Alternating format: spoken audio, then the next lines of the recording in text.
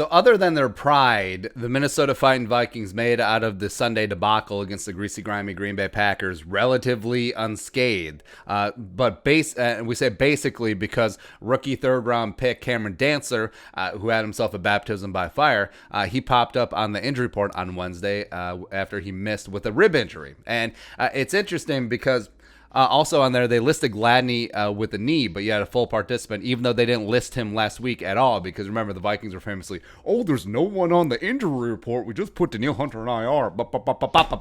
Right? So it's interesting because he played 9 snaps on defense. They probably didn't re-aggravate things, but either way, he's a full participant. Yeah, whatever. Now, we don't know if Dantzler did this on Sunday, although it's very likely that he did. I mean, he probably didn't pop a rib on Monday. Just sitting back watching.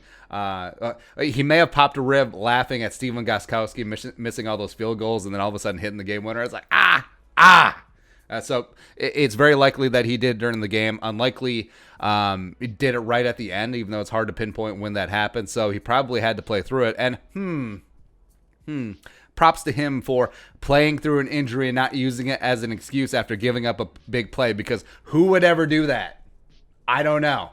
Right? And also going down the rabbit hole. So players obviously read the injury reports. Coaches definitely read the injury reports. So, if you're the indie wide receiver coach, now I'm not saying you go full Greg Williams, but there is always a little bit of a gamesmanship. So even if Dantzler does play and has a rib protector on or a flak jacket or something like that, you know that the receivers for Indy, I'm looking at you, Paris Campbell, are just going to take a little shot at those ribs, right? Because, receivers get out stalking on a run block situation. They get tied up, and then just a little left or a little right hook to the body, trying to be all Victor Drago against Creed. Okay. So, again, we'll see what happens today's practice as well as Friday. Friday is a key because if he's still out on Friday, he's going to be out. If he's a limited participant, toss a coin. We'll see what happens there. But also, what happens to the Vikings' much maligned cornerback room if Dantzler does miss? Well, it's going to be El Jefe Gladney time, because even though he's on the injury report and was a full participant, even though he wasn't there last year, did he get last week? Did he get dinged up on those 9 snaps? Probably not, but whatever. And again, they did keep Gladney out, mainly because he fell behind the 8 ball, because they were slow with him out of training camp, because they're like, all right, we'll take the time with the meniscus, and the top 3 cornerbacks were set. Dantzler was dazzling. Holton Hill was there.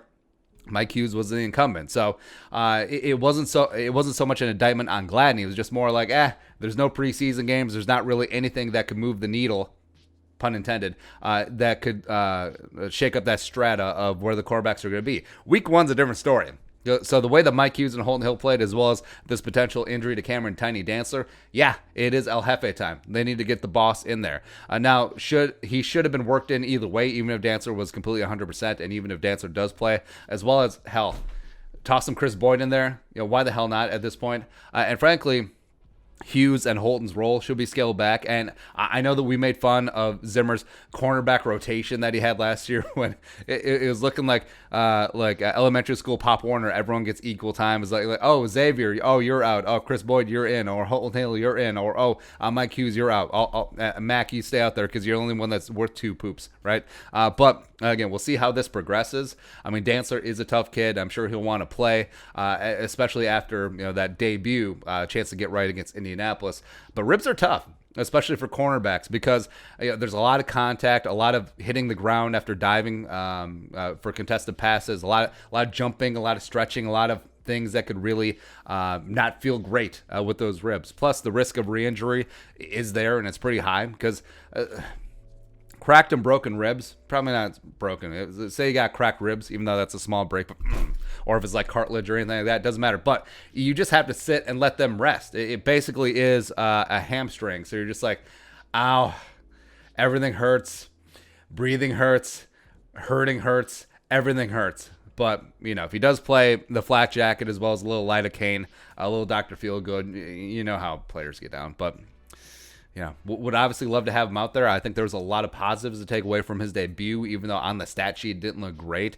But I think he looked a hell of a lot better than Hughes. He definitely looked a lot better than Hill. And I was looking forward to Cameron Tiny Dantzler and Jeff El Jefe Gladney out there, the 2 rooks getting it done. But Maybe they'll have to wait, but we'll see. Again, watch practice report on Thursday and Friday. But your thoughts, Cameron Dantzler, got a rib? We're talking about one rib. Let us know in the comment section below. Subscribe for daily Vikings takes. Want to support that work? Pull us up in the Venmo. But until next time, Skull, production value.